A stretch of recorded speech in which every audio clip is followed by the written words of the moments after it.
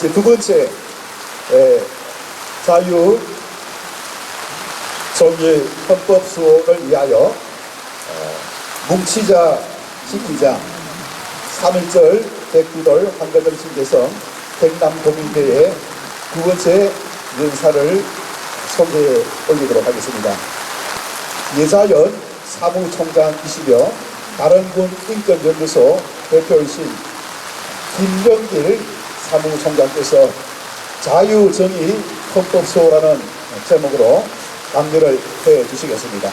자, 나오실 때에 뜨겁게 박수로서 환영해 주시면 감사하겠습니다. 예. 저는 우리 여기 있는 어르신들을 볼 때 큰 절을 먼저 올리고 싶습니다. 제가 왜 그러냐면 경남 진양군 일반성면 남산리 995번지가 저희 원적입니다. 여기서 얼마 안 떨어져 있죠. 저희 아버님이 태어나시고 지금은 포천에 계시지만은 우리 여기 비 오는 가운데서도 우리 참석하신 어르신들을 보니까 눈물 나기도 하고 일단 큰 절을 한번 올리고 싶습니다. 그래서 인사 대신 크게 한번 여러분 인사 먼저 드리겠습니다. 어르신들 반갑습니다.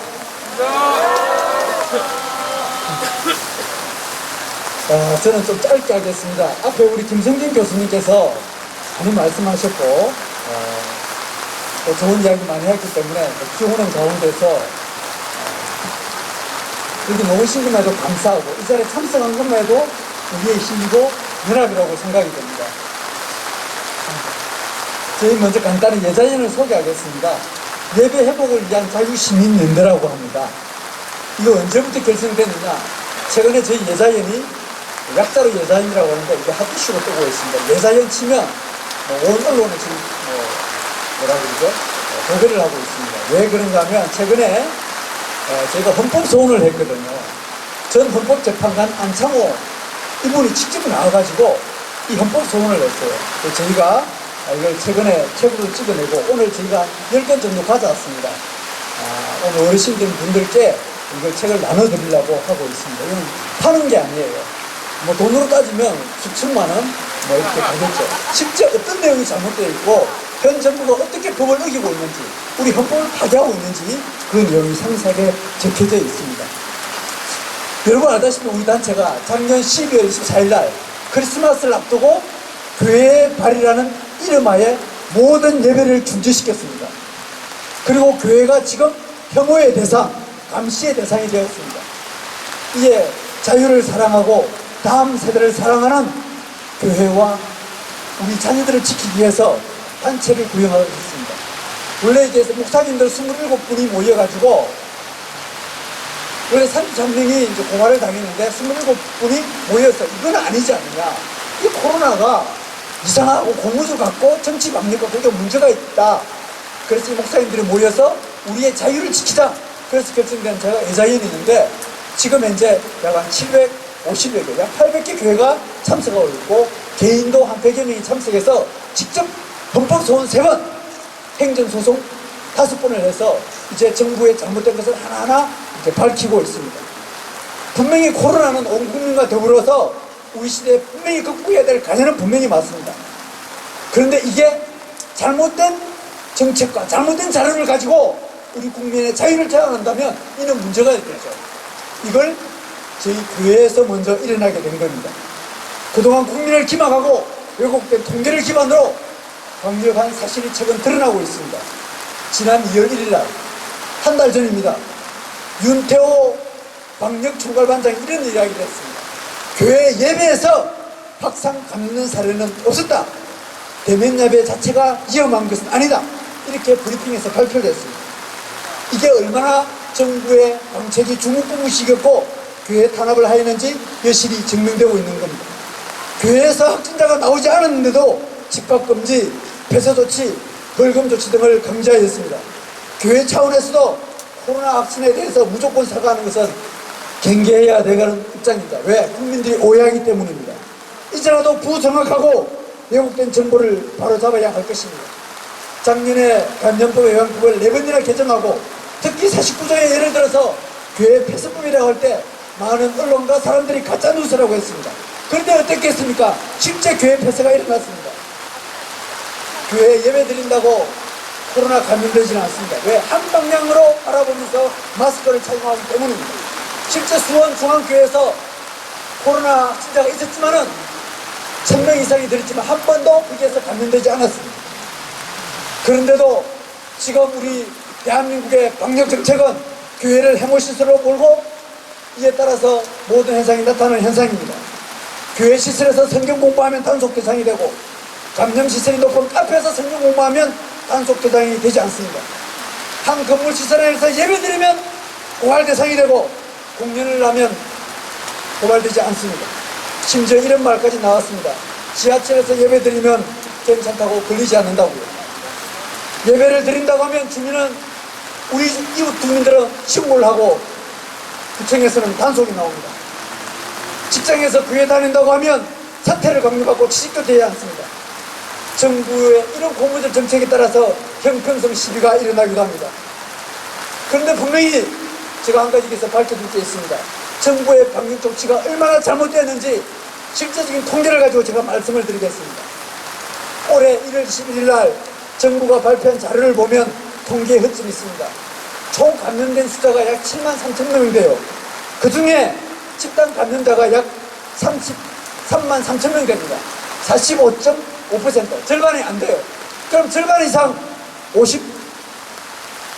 54.5%, 절반 이상 되는 사람은 어디서 감염된지도 몰라요.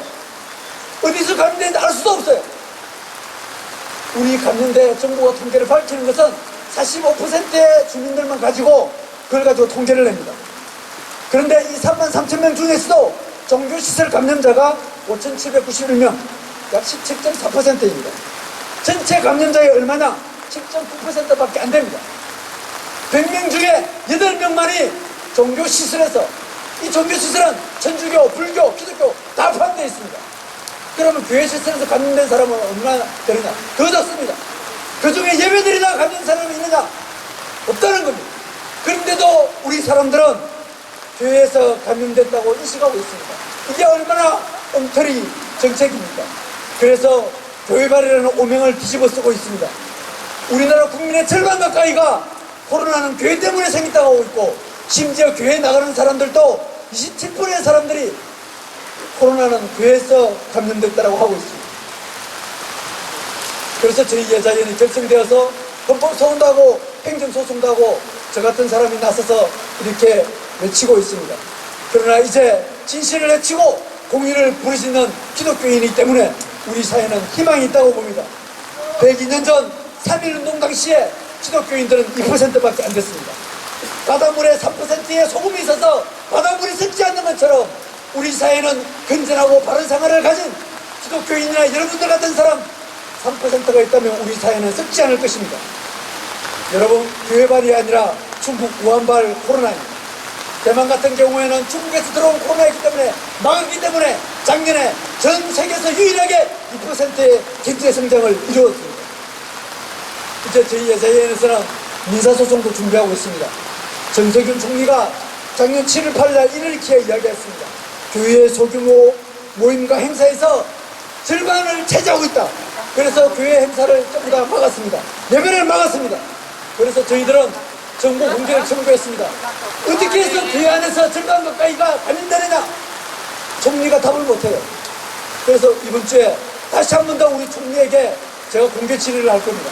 언론을 통해서 민원실에서 공개 질의를 하고, 그때 공개 질의를 하지 못하면 저희가 교회 100개를 모아가지고 민사소송을 전개할 겁니다. 10억 소송을 전개할 거예요. 정세균 국무총리 개인에게 저희는 책임을 부과할 겁니다. 왜? 잘못된 정보와 거짓된 정보를 가지고 국민들의 자유를 억압했기 때문입니다. 여기에 동참하실 분이 있으면 같이 동참해 주시면 감사하겠습니다. 제가 왜 장황하게 이런 이야기를 했느냐? 왜 교회 예배를 문제 가지고 이렇게 하느냐? 교회 탄압은 바로 인간의 자유 탄압으로 이어지기 때문입니다. 바로 인간의 가장 기본적인 자유, 종교의 자유, 표현의 자유, 집회의 자유의 제한으로 이게 연결되기 때문입니다. 최근에 보면서 우리 조지 오웰의 1984년 동물농장 같은 빅브라더와 같은 생각이 납니다. 지금 어떻게 하는지 아십니까? 밤 9시만 되면 걸리고 9시 넘어가면 걸리지 않고 10시가 되면 코로나가 작동을 하고 10시가 넘으면 코로나가 작동하지 않는 이런 현상이 발생하고 있습니다. 아이들이 학교 가면 말을 하지 못하게 합니다. 왜? 말하면 코로나 감염된다고. 우리 아이들을 감시의 대상으로 만들어버리고 심지어 가족까지 감시와 통제 대상으로 만들었습니다. 설날에 가족까지 맞지 못하게 하고 설날에 가족까지 5인 이상이 모이면 신고해서 10만 원의 상품을 주는 이런 현상이 발생하고 있습니다. 나라 전체를 감시하고 통제하는 전제주의 국가의 행태로 변하고 있습니다. 코로나 때문에 내 자유가 없어지는데도 우리의 감각은 무뎌지고 있습니다. 점점 더 앞으로 통제사회, 감시사회로 나아갈 것입니다. 지금 현 정부에서는 20조 원 이상을 들여서 온 국민을 1000조 원의 빚이 넘는 빚을 내어서 우리 국민들에게 나눠준다고 하고 있습니다.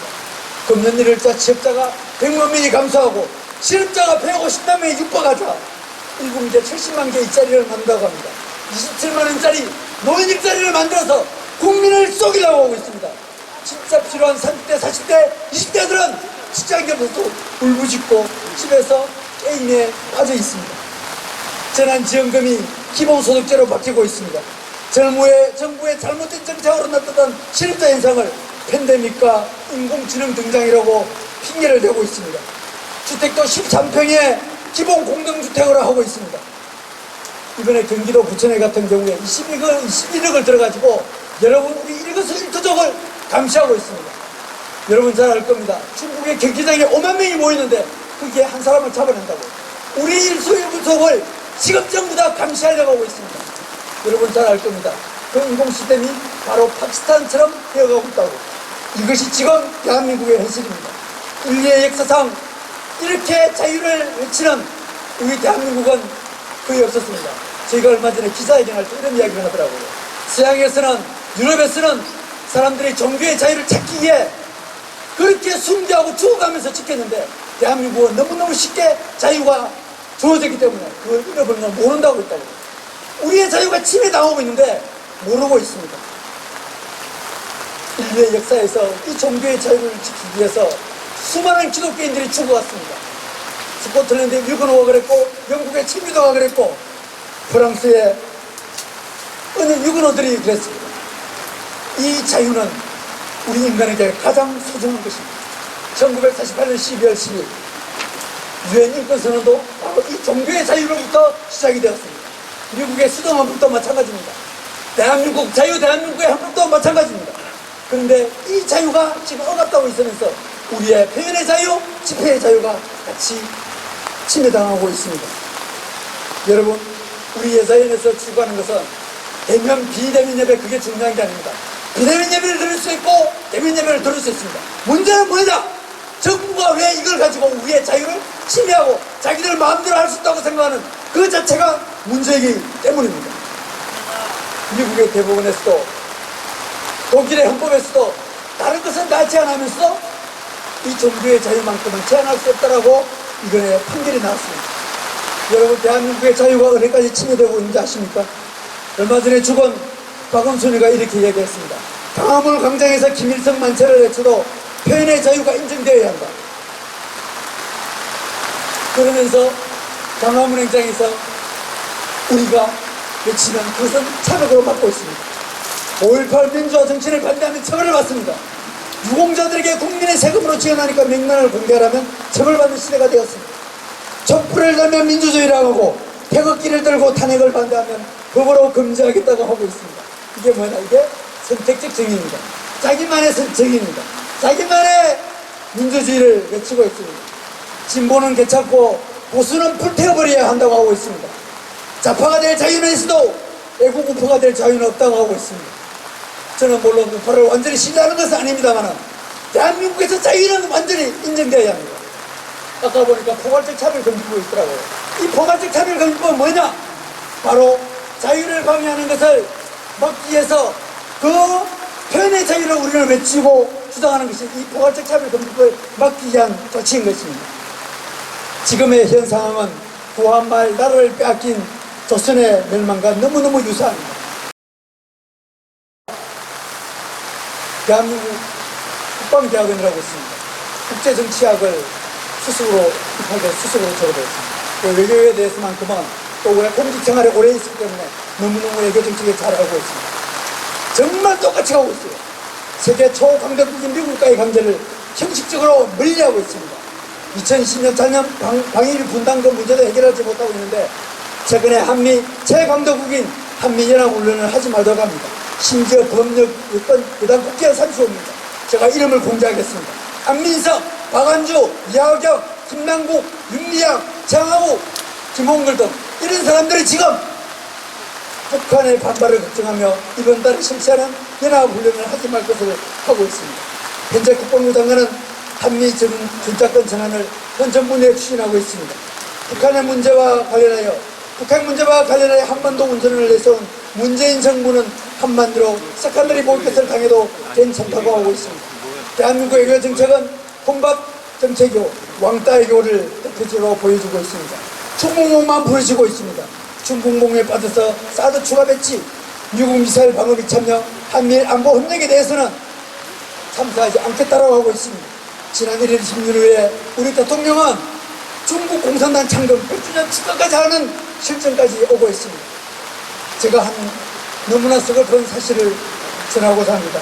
지금 민주평통 자문회 수석 부의장이자 여장한 대통령이죠. 부의장이고 남북정상회담 원로 자문단 한반도 평화포럼의 이사장인 정세현 씨의 말입니다. 미국이 경제적으로 우리를 보복해도 중국과 손잡으면 문제없다. 중국만 유지하면 굶어 죽을 걱정은 없다.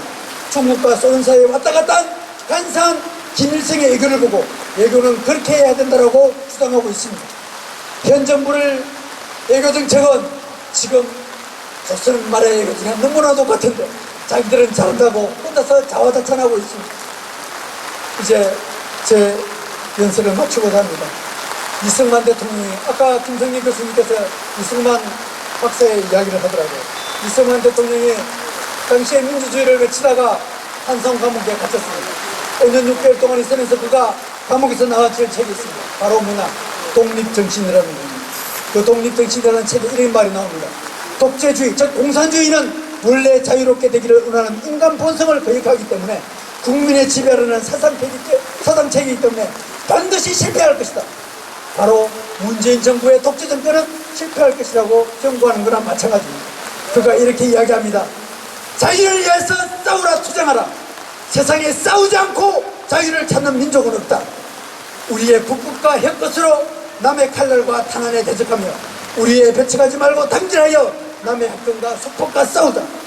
그는 자유를 위해 싸웠고 당시에 봉건주의, 제국주의, 사회주의와 싸웠습니다. 인천 김성수 박사의 증언에 의하면 3.1운동은 이승만 대통령의 기획에서 비롯됐다고 할 수 있습니다. 그가 찍은 책 이승만의 독립정신의 마지막 부분을 언급할까 합니다.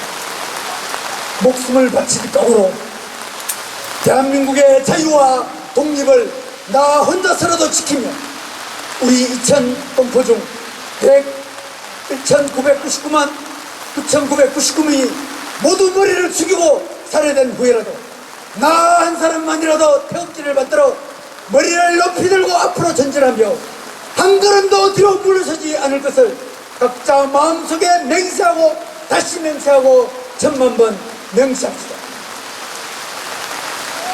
저는 목사입니다. 우리의 가장 깨끗한 영혼을 사랑하고 우리 자유 대한민국의 미래의 다음 세대를 위해서 눈물로써 기도하는 목사입니다. 성경에 이런 말이 나옵니다. 그리스도께서 우리를 자유롭게 하려고 자유를 주셨으니 그러므로 굳건하게 서서 다시는 종의 맹해를 매지 말라. 여러분, 우리 대한민국의 국가가 작사단 이상으로 되어 있습니다. 그게 어디서 자원인지 아십니까? 바로 1907년에 윤치호 장로님이 지었습니다. 그게 우리 초창기에 기독교인들이 찬미가라고 해서 불렀습니다. 찬미가 14단. 제가 오늘 그것으로 불러보고자 합니다.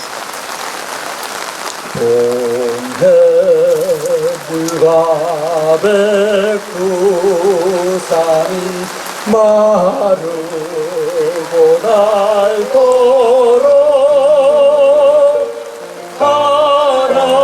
하나님이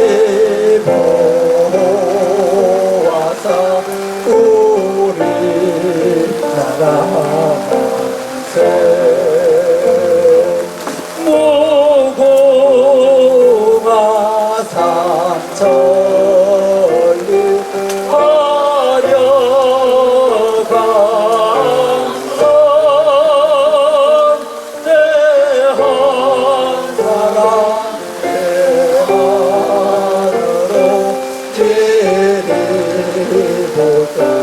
번만 더 우리 다 같이 부르겠습니다. 동해물과 백두산이 마르고 닳도록 하나님이 모아사 우리나라 만세 무궁화 삼천리 화려강산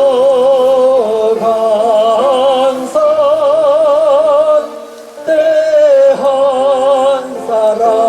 대한으로 기리모전하세.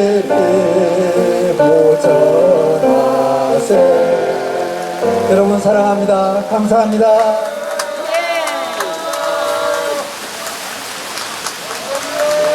예, 감사드립니다. 우리 사무총장님에게 뜨거운 박수 다시 한 번 더 감사의 인사 해주시면 고맙겠습니다. 감사합니다.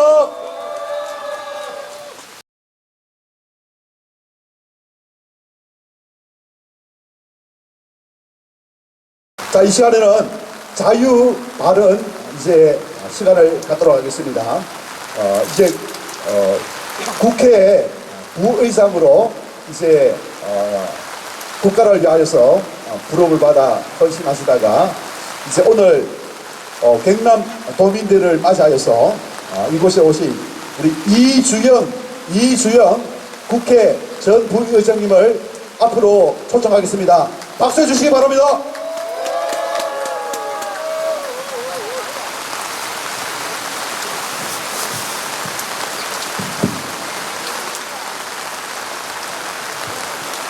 이 방역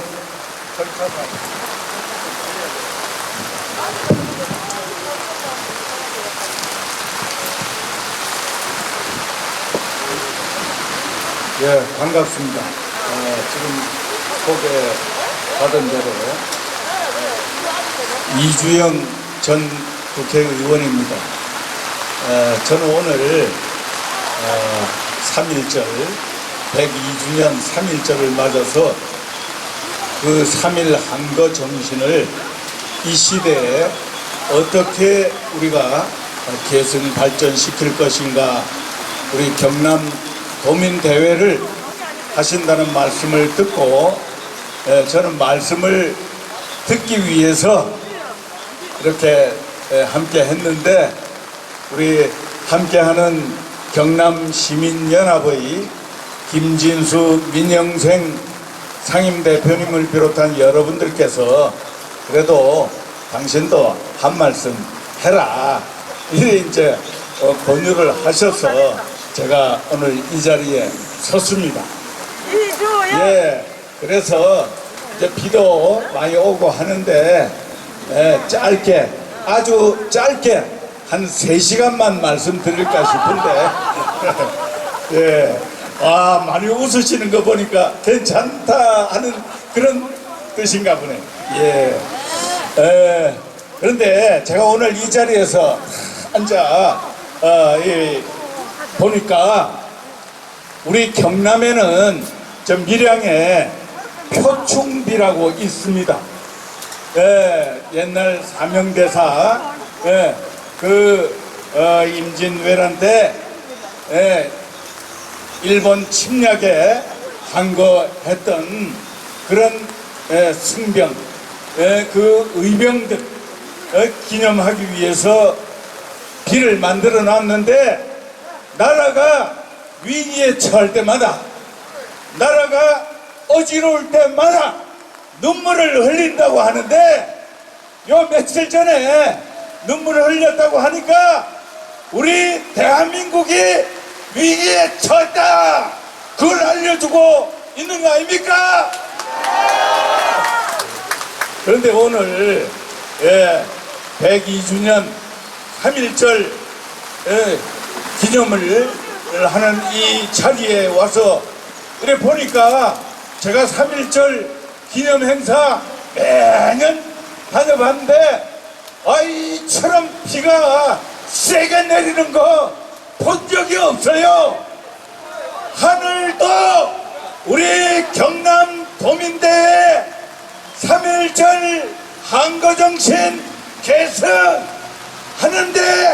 울분의 창 여러분들과 함께 분노의 눈물을 뿌리고 있다. 저는 그렇게 느꼈는데 어떻습니까, 여러분? 그래가지고 오늘 이제 기미 독립선언 기념할 때 되면 5등은 자해 조선의 독립국임과 조선인의 자주민임을 선언하노라, 이거 외치는 날 아니겠습니까? 이런 기미 독립선언서 또 공약 3장 어디서 만들어졌느냐?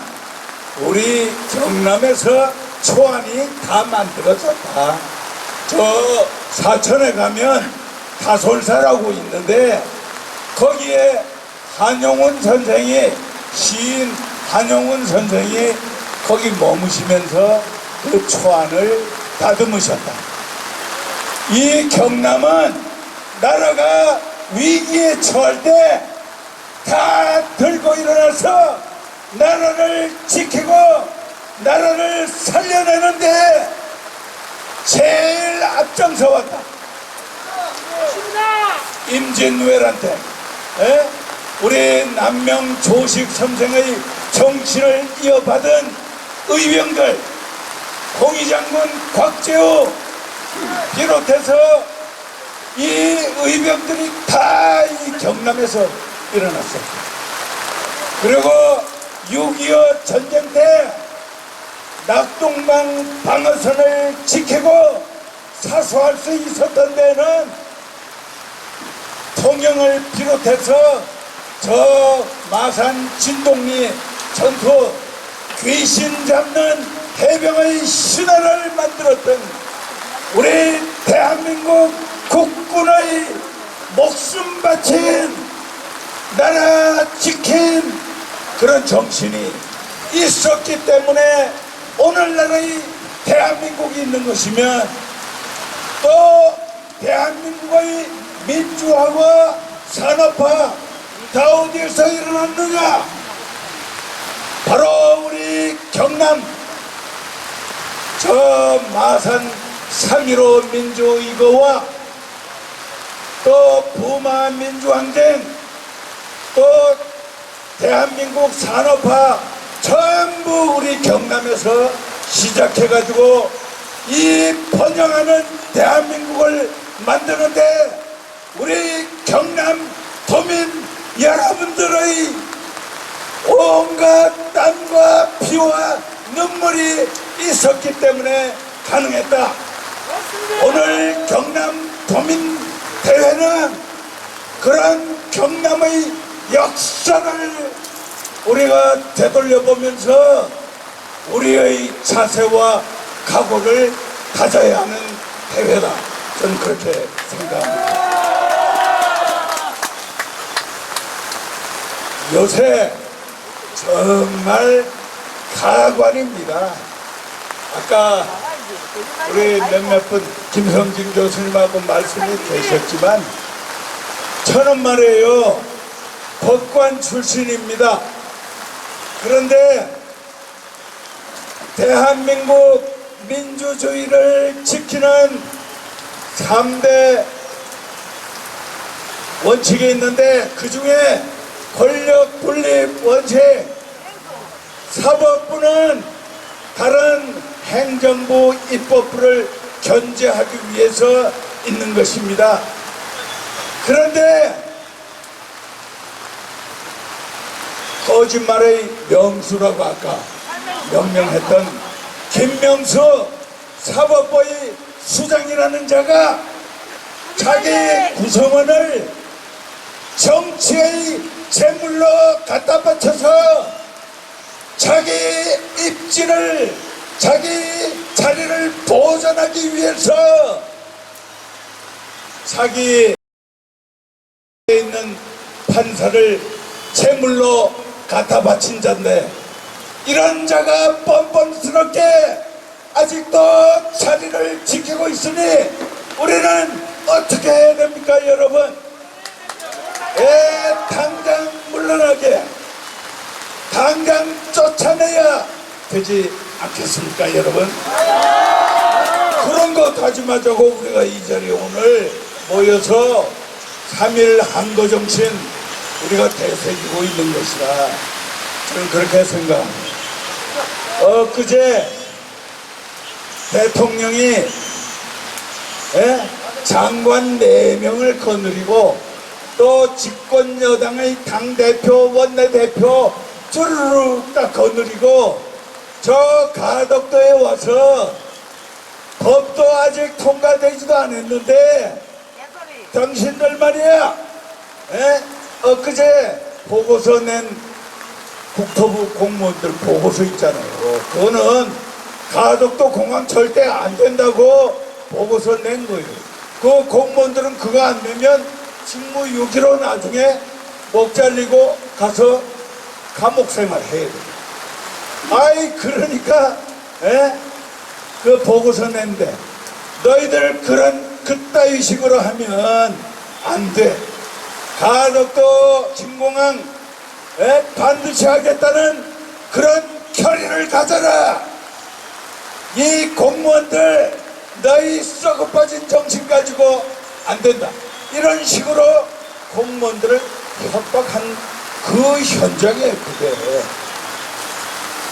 저런 대통령이 대한민국 대통령이라고 하니 참 통탄할 지경이다.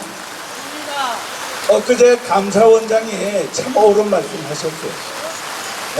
원자력 그 월성 1호기 그 연구 정지 언제 하냐. 이 대통령 한마디에 이 공무원들이 아까 말씀하셨듯이 단중에 들어와서 그 수백 건의 문서들을 다 없애버렸다고 하는데 거기 뭐 북한에다가 원전 건설해주는 그 계획도 들어있었다고 그래요.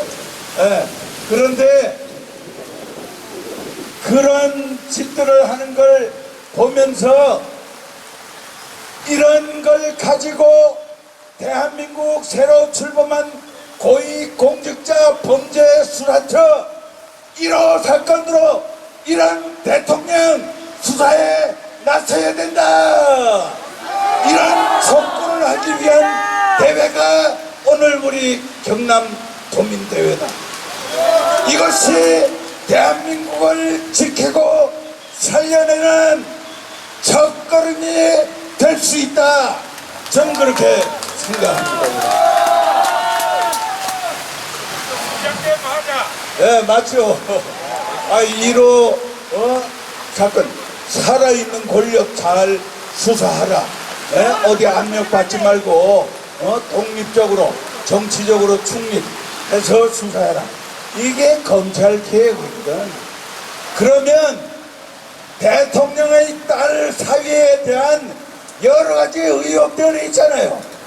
그거 청와대에 감찰관 둬서 감찰해야 되는데 그게 무서워가지고 그 두도록 법이 돼 있는데도 그것도 안 둬. 그런 거 1호 수사 대상으로 해야 대한민국 검찰이 제대로 개혁되고 바로 설 수 있다. 전 그렇게 생각하는데 여러분들 어떻습니까?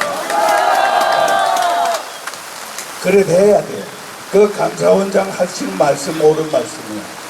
아무리 대통령 공약을 이행하는 그런 문제라 하더라도 법에 정해진 절차 이거 무시하면 법으로 그건 엄중하게 처단도 돼야 되는 거예요. 아무리 대통령 공약이라고 마음대로 멋대로 그렇게 해도 되는 거예요? 안 되지? 그런 걸 우리 경남도민들이 감시하고 목소리를 낼 수 있어야 된다. 이것이 오늘의 3.1 한거정신 계승하는 우리 경남 도민대회다. 저 말씀은 그 말씀인데 맞습니까?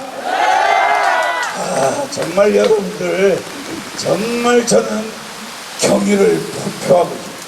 저 진짜 이 가슴에 담고 있는 최상의 존경하는 마음을 이 구준비 이렇게 내리는 가운데 이 하늘이 같이 우리와 분노해서 내리는 눈물이다 이렇게 생각하시면서 이렇게 끝까지 꿋꿋이 자리를 지키는 여러분들을 보면서 이것이 우리 102년 전에 우리 독립대한 우리 조선 독립 만세를 외쳤던 우리 선조 선열들의 정신을 계승하고 있는 제일 정확하게 계승하고 있는 여러분들이다. 저는 그렇게 자부합니다. 여러분 모두 건강하시고 절대 코로나 걸리지 마세요. 예? 그렇게 할 자신 있죠? 우리 그렇게 해야 이깁니다. 네, 감사합니다. 네, 감사드립니다. 오늘 우리 이주영 전 국회 부의장님께서 자리를 함께 해주신 가운데 자유 발언 시간을 갖게 되었습니다.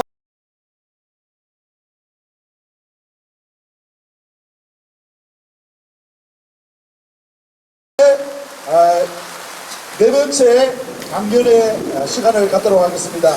네 번째 강연의 시간, 이제 연사 한 분을 소개하고자 합니다. 진주가 낳은 세계적인 연사, 경남 자민총 상임대표 되신 김진숙 상임대표를 이 자리에 초청하겠습니다. 제목은 2021년 보궐선거와 2022년 대통령 선거의 중요성이라는 제목으로 오늘 귀한 말씀 듣도록 하겠습니다. 다 같이 박수로서 여러분 환영해 주시기 바랍니다.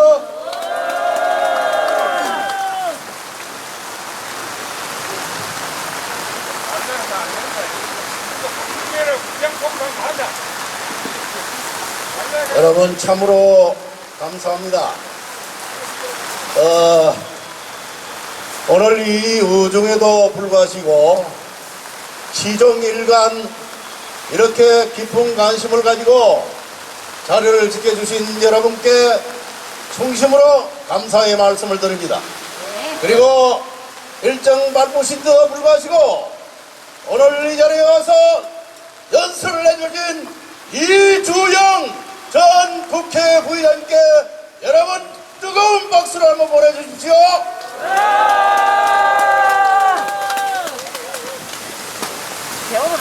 앞서서 우리 부산대학교 김성진 교수님께서 아주 의미 있는 말씀을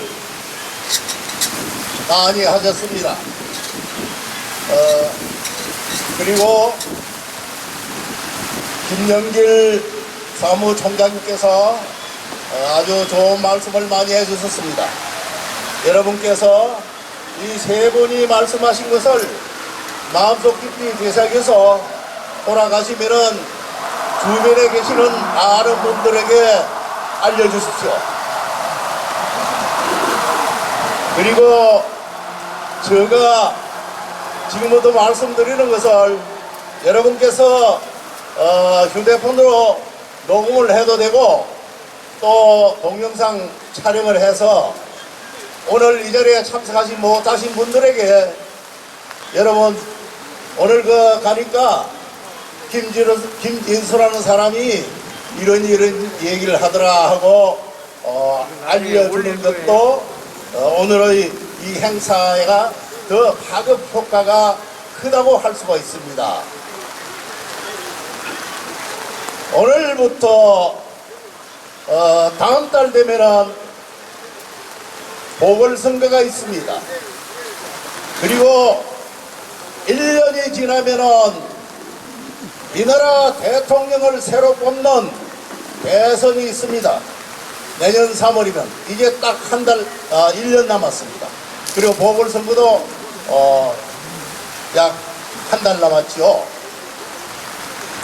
그런데 이 보궐선거는 지금 현재 집권을 하고 있는 이 민주당 소속의 부산시장하고 서울특별시장이 성추행으로 하여금 그 자리에서 물러나고 한 사람은 자살까지 했는데 그 당에서 당헌에 의하면은 보궐선거에 절대 출마할 수 없도록 되어 있는데도 불구하고 이 당규 당원을 바뀌어서 부산시장하고 서울특별시장을 출마하겠다고 하는 이 정당이 옳은 정당이라고 생각하십니까, 여러분?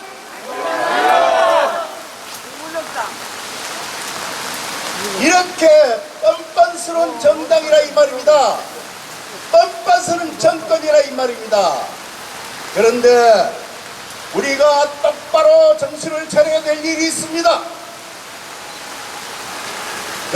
서울 강화문 바닥에 가면은 작년에 4.15 총선이 부정선거였다고 소리 외치고 있습니다만은 지금 현재 부정선거를 했지만은 그 선거관리위원회나 법원에서 전혀 부정선거를 인정하지 않고 부정선거를 그대로 넘기면서 아무리 외쳐도 너희네들끼리 외쳐라, 우리는 그대로 간다, 이렇게 하고 있다 이 말입니다.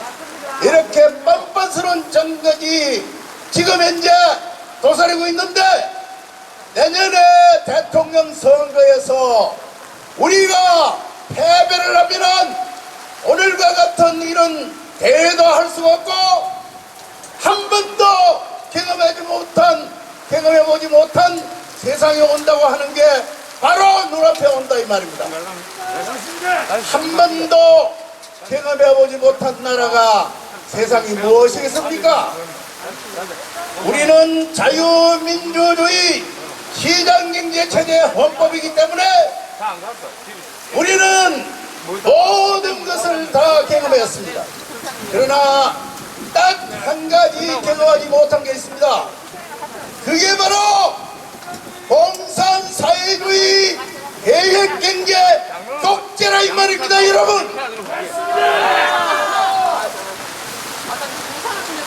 그러한 공산사회주의 계획경제, 인위적인 경제 독재 시대를 저 북한처럼 경험을 시키겠다 하는 사람이 누구겠습니까, 여러분?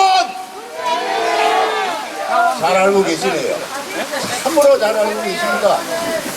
제가 누구라고 얘기하려고 그랬는데 여러분께서 뻔하게 알고 있는 걸 보니까 정말로 이 세상 돌아가는 것을 저보다도 더 잘 알고 계시는 것 같습니다. 그래서 저는 정치를 하는데 세상도 그렇고 과거가 있고 현재가 있고 미래가 있습니다. 근데 우리가 중요시해야 될 것은 정치적으로 과거에 매달려서 아우성을 치고 시간을 버리고 세월을 보내다 보면은 현재를 잃어버리고 미래를 망칠 수가 있다 이 말입니다. 그렇기 때문에 우리는 현재를 직시하고 현실을 직시하고 미래를 생각해야 된다 이 말입니다. 미래를 준비해야 됩니다. 그 미래가 바로 내년 3월 대통령 선거입니다, 여러분. 이 선거에서 우리가 또 패배하면은 한 번도 경험해보지 못한 그러한 세상을 구경하게 된단 말입니다, 여러분.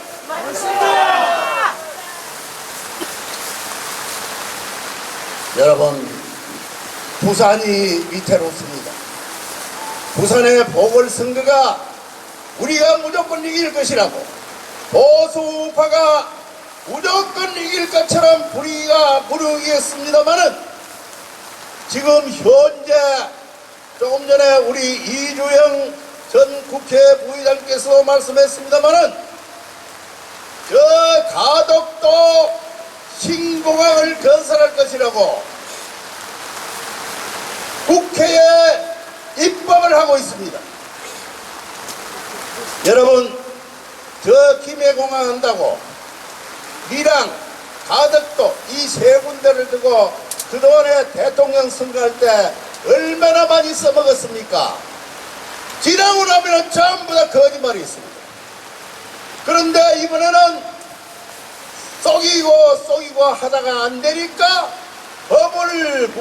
법을 제정해서 거기에 대통령까지 와서 실제 국토교통부에서는 가덕도에는 절대로 국제신공항을 건설할 수 없다는 모든 보고를 했습니다마는 지금 현재 더불어민주당에서는 가덕도에 국제신공항을 건설함으로써 부산시장 선거에 유리한 고지를 차지한다 보고 대통령까지 거기에 현지에 올 수 있도록 했는데 이것이 바로 이 나라를 망치는 길로 가고 있단 말입니다. 여러분,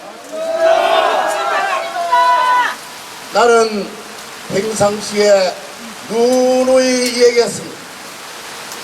대한민국 남측권 관문공항은 바로 여사천 서포 그 해안가 야산을 개발해서 거기에다가 영호남이 2천만 인구를 수용할 수 있는 사천에다가 남중권 관문공항을 건설해야 된다고 누누이 얘기를 했습니다마는 이 정치 권력들이, 이 정치 세력들이 선거에 이용하기 위하여 저 가덕도에다가 28조 원을 쏟아부어 공항을 만든다고 하는데 이것이 국민을 골뱅 들으는 일 아닙니까, 여러분? 목이 말라서 물 한잔 하고 와야지. 물 한잔 해야 되겠습니까?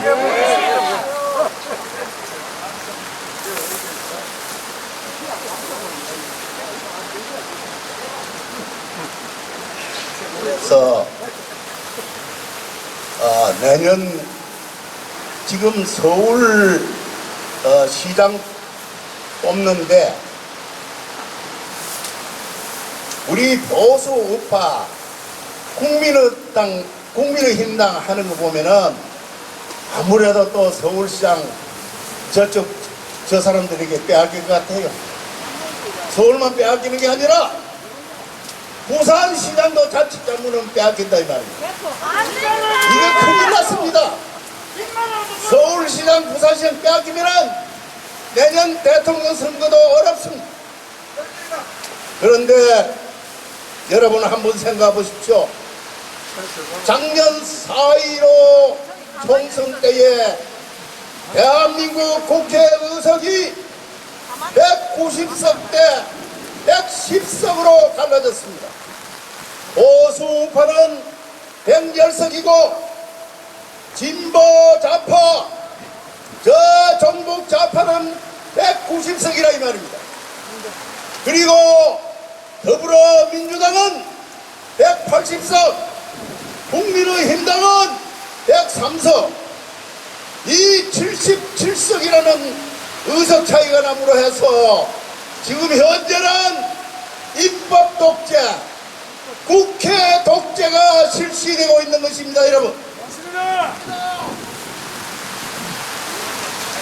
한때는 군사 독재했다고, 지금 현재 이 집권 세력들이 군사 독재에 항거해서 민주화법을 만든다고 했지만은 여러분, 군사 독재 시절에 박정희 대통령은 군사 쿠데타를 했지만은 바로 쿠데타를 했지만은 그 결과로 봐서는 혁명을 했다 이 말입니다. 왜 혁명을 했느냐? 조상대대로 농사만 지어먹던 이 나라를 바로 새마을 운동을 하면서 새아르파 시대를 만들어서 수출을 해서 오늘날 경제 10대국에 진입할 수 있도록 하는 그 기반을 구축한 박정희 대통령은 독재를 해도 이 나라가 부강할 수 있는 경제를 발전시키고 세계 10대 경제 강국이 될 수 있는 독재를 했기 때문에 오늘날 이 나라를 망치먹고 있는 이 독재와는 완전히 차이가 난다 이 말입니다 여러분. 그래서 군사 독재 시대보다도 훨씬 더한 지금은 바로 입법 독재, 국회 독재를 하고 있습니다. 왜 이런 국회 독재를 하게끔 이루어졌습니까? 바로 작년 4.15 총선 때문에 그렇게 됐다 하지만은 그 원인은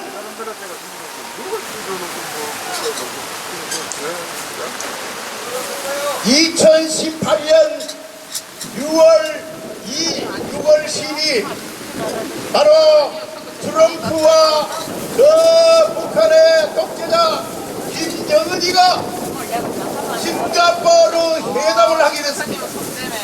그 싱가포르 회담을 주선한 사람이 바로 지금 문재인 대통령이란 말입니다. 싱가포르 그 트럼프 김정은의 회담이 바로 뒷날 2018년 6월 13일 우리가 지방선거에 표직으로 나갈 때 그 하루 전날 남북이 통일될 것처럼 싱가포르 회담이 이루어짐으로 해서 바로 이 나라 전체가 북한 빨갱이 이 세상이 폐허가 될 줄 알고 국민들이 쏘아가지고 모조리 포를 찍음으로 해서 우리 경남도지사, 부산시장, 울산시장, 저 대구 경북나 같은 거는 모조리 저들이 시도지사를 차지하고 서울에는 구청장이 25군데가 있는데 우리 보수 우파의 구청장은 딱 한 사람 되고 나머지 24군데는 저 좌파들이 차지를 했다 이 말입니다. 그리고 서울시의원, 경기도 도의원, 그리고 서울 각구 구의원, 경기도 각 시의 시의원, 이 도의원, 시의원, 구의원, 군의원이 저 좌파에서 바로 80% 이상 차지함으로 해서 이들이 지방 권력을 완전히 장악했다 이 말입니다. 그런데 다행히 우리 경남과 부산과 울산, 대구, 경북은 보수파의 시장 군수, 시의원, 도의원이 우리가 많이 차지했습니다만 부산, 경남, 울산, 대구, 경북을 제외한 전국 지방 권력을 저들이 모조리 석권을 했다 이 말입니다.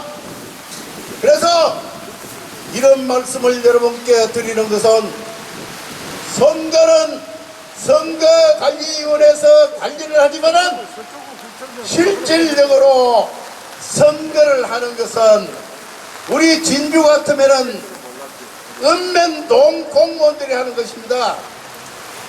전국에 있는 읍면동 공무원들이 하니까 서울, 경기, 전라도는 말할 것도 없고 저 충청도 모조리 읍면동 공무원들이 하니까 바로 지난해에 4.15 총선에서 이 공무원들이 저 민주당 좌파 쪽에서 활동을 하다 보니까 지난해 4.15 총선 때에 경상도, 이 경상도를 제외한 나머지는 모조리 저들이 석전을 내가지고 거대한 여당이 되어가지고 국회를 장악하니까 바로 이제는 법으로서 이 나라를 장악을 하고 있단 말이에요. 무슨 법으로서 악법을 만들어가지고 자기네들 마음대로 하려고 하고 있단 말입니다. 여러분, 이걸 우리가 그대로 자셔야 되겠습니까? 이게 계란 가지고 바위치는 짓입니다. 그러나 우리가 이길 수 있는 지혜를 짜내야 됩니다. 이길 수 있는 방도는 찾지 않고 맨날 저 서울에서 부정선거했다고 과거에 매몰되어 가지고 목소리를 높이고 있으니 이것이 통탄스럽다 이 말입니다. 어떻게 해서든 간에 내년 대통령 선거에서 우리가 이겨야만이 무너져가는 이 나라를 바로 세울 수 있다는 것입니다. 여러분,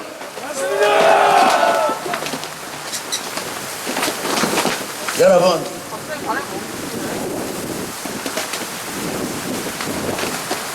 우리 경상도의 우리 동지들, 경상도 도민 시민 각성해야 합니다. 전라도 볼을 봐야 된다 이 말입니다. 저 전라도 사람들은 선거 때만 되면은 표칙으로 95% 나갑니다. 투표율이 95%라 이 말입니다. 우리 경상도는 어떻습니까? 경상도는 표칙으로 나가는 비율이 투표율이 65%밖에 안 된다 이 말입니다. 그러니까 우리가 지는 겁니다. 예전에 박정희, 이승만 그 시대에는 우리가 이긴다고 해서 아니란 생각으로 오다가 저쪽에는 저 사람들은 마음을 가다듬고 헛찍으로 나가자 이렇게 해서 95% 투표를 올리고 있습니다만은 우리 경상도는 최고의 득표율이 65%라 이 말입니다. 그러니까 내년 선거에서 또 저들은 95% 투표율을 올리고 우리는 65%에 머문다면은 우리는 질 수밖에 없습니다. 우리는 또 패배할 수밖에 없습니다. 그렇다면 어떻게 해야 되겠습니까? 오늘 오신 우리 동지들이 한마음 한뜻으로 저 연설을 녹음을 했다면 녹음을 들려주면서 우리도 내년 대통령 선거 때에는 95% 표지로 나가자고 여러분 스스로가 외쳐주십시오. 그러면은 우리가 이깁니다. 이기는 길을 찾아야 됩니다. 맨날 통탄스러운 소리나 하고 민경이라는 사람이 서울에서 집회해가지고 인천에서 국회의원 떨어졌다고 부정선거를 외치고 할 때 왜 떨어진 인천에서 집회를 하지 않고 서울 가문 한복판에서 집회를 하느냐? 자기 인기 전수를 하기 위해서 하는 거 아니냐? 하지 마라! 모이지 마라! 나는 이렇게 얘기했습니다. 이게 뭐냐? 바로 선거는 이번에 보십시오. 서울특별시장을 뽑을 때에는 부정선거를 안 할 겁니다. 틀림없이 부정선거를 안 하고 해도 이길 가능성이 있습니다. 왜? 서울의 25개 구 중에서 24군데 구청장은 민주당에서 다 하고 있고 서울시의원, 구의원 80% 이상이 민주당에서 다 거머쥐고 있는데 읍면동에 가서 구의원, 시의원이 선거운동을 하고 조직적으로 나가서 법칙으로 나가자 하면은 이쪽에 국민의힘당 김종인이 하는 거 보면은 이길 수 있겠습니까? 이거 틀렸어요.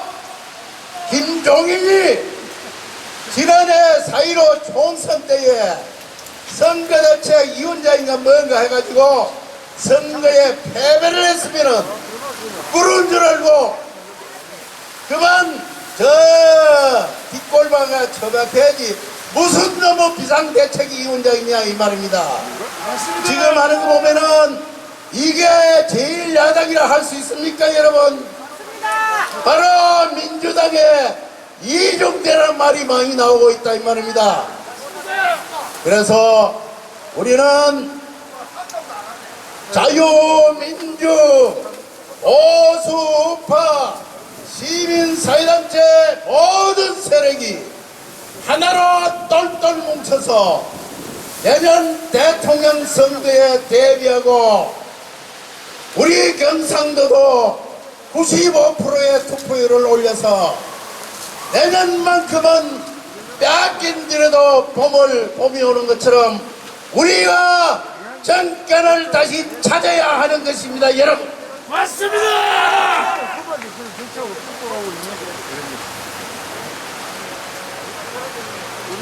여러분 오늘 열기를 보니까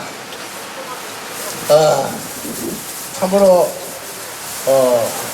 희망이 샘솟는 것 같습니다. 지금 제1야당 하는 모습을 보면은 참으로 희망이 보이질 않았습니다. 그런데 오늘 이 우중에도 불구하고 여러분께서 시정일관 이렇게 관심을 가지고 열기를 보이는 것을 보니까 희망이 있다는 생각이 듭니다. 그리고요 여러분 문재인 대통령 사람들이 뭐 이러고 저러는데 나는 볼 때에 문재인 대통령이 사람이 굉장히 좋은 것 같아요. 사람이 너무 좋은 것 같다 이 말입니다. 만날 휘휘 웃고 다니면서 악수하고 여기저기 찾아다니고 이러니까 역대 대통령 중에서 제일 사람이 좋은 것 같다 이 말입니다. 그런데 사람은 좋아야 하지만은 대통령은 웃고 다니면서 더 한다고 다 좋은 게 아니라 대통령은 강단이 있을 때는 강단이 있어야 됩니다. 그리고 또 전라도 사람들은 참으로 연특합니다. 우리 경상도는 전라도에 대놓으면 좀 바보스럽지 않느냐 이런 생각을 해봅니다. 왜? 여러분 생각해보세요. 김대중 대통령 다음에는 노무현이라는 저 김해 봉화마을에 있는 노무현이라는 사람을 선택을 해가지고 부산 상고 출신 노무현 대통령이 저 좌파의 후보가 됨으로 해서 우리 경상도 일부 표를 획득하고 전라도에서 몰표를 몰아줘가지고 대통령에 당선됐다 이 말입니다. 그 대통령은 경상도 사람인데 노무현 밑에 각 부처 요직에는 저들이 모조리 차지하고 있으니까 그 전라도 사람들이 얼마나 연특하냐 이 말입니다. 어머니 고향이 전라도다. 그리고 뿐만 아니라 문재인 대통령도 우리 경상도 사람이다. 전라도에서 경상도인 문재인 대통령을 대통령으로 내세워서 우리 경상도의 표를 흡수하면서 전라도 몰표를 줘가지고 대통령에 당선시켰다 이 말입니다. 대통령 당선되고 나서는 전라도 사람들이 요직은 모조리 차지하고 있어. 우리 여기 진주에도 뭐 한두 사람, 경상도 여기도 몇 사람 장관하고 뭐 이래 앉았지만은 그 전부 다 껍데기.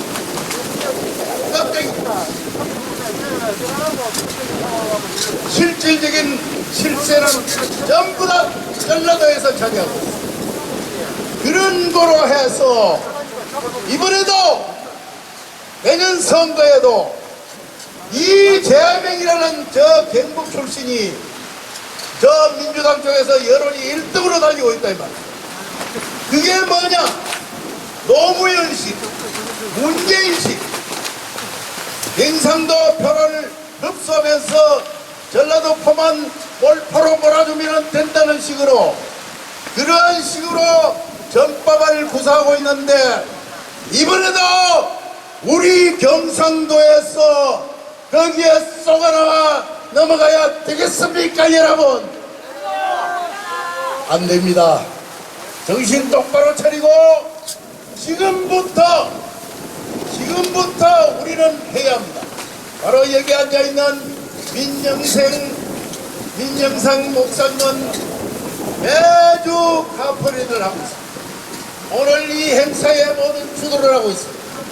여러분, 우리 모두 민영상 목사님과 함께 우리 자유민주 보수파 시민사회단체 세력이 하나로 똘똘 뭉쳐서 내년 선거에서 이길 수 있도록 여러분 한 분 한 분이 힘차게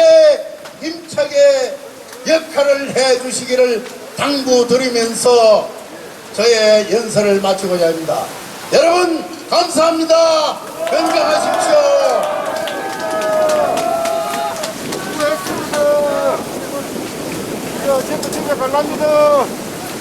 네, 감사드립니다.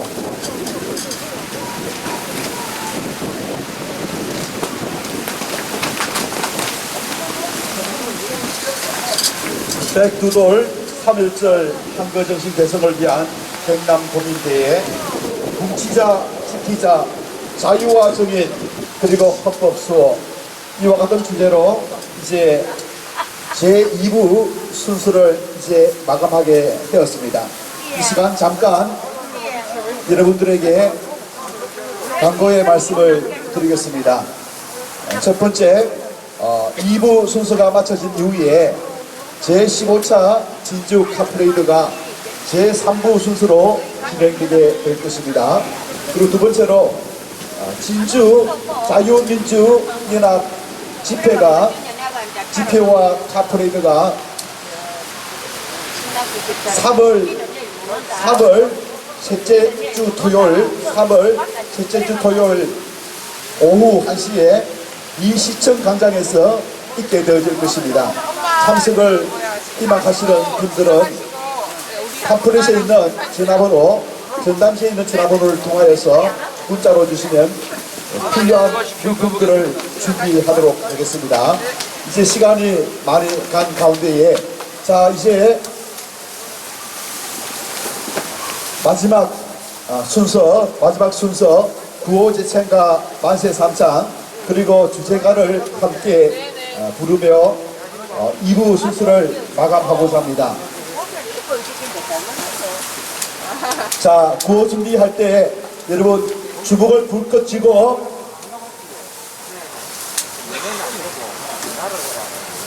따라해 주시기 바랍니다. 제가 선창을 할 때 여러분들께서 또한 삼창을 해 주시면 감사하겠습니다. 구호 준비! 묵히자! 지키자! 자유와 정의! 헌법 수호!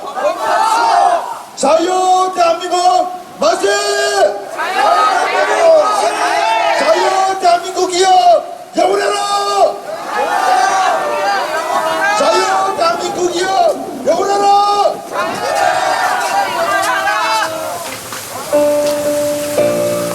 주제가 조국 창가 다 같이 함께 제창하시겠습니다.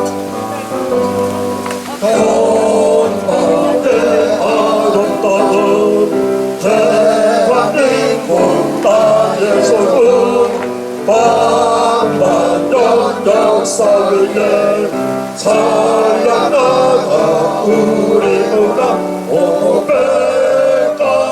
앞서만 복수가 사고보다가 완전 떠내려 영원한 자유평화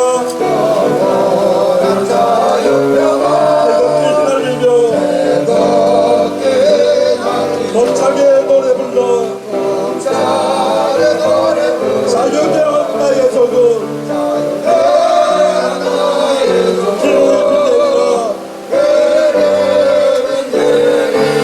높이는 날마다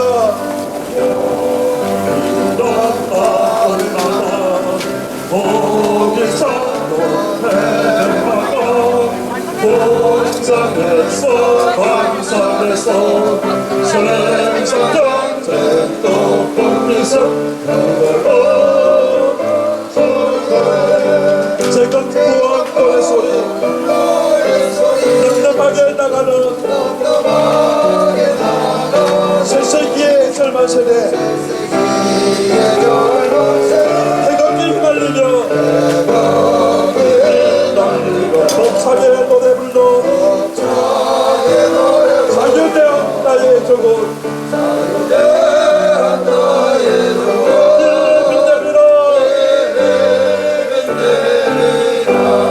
감사합니다. 오늘 102돌 3.1절 한거정신 개성을 위한 경남도민대회에 참여해주신 도민 여러분들에게 감사의 말씀을 드립니다. 뭉치자 지키자 자유와 정의 헌법수호 자유와 정의 헌법수호를 위하여 모두가 다 일어나서 뭉치는 그와 같은 헌신을 요구합니다. 한거정신 개성을 위하여 헌신해 주시기를 바랍니다. 감사를 드립니다.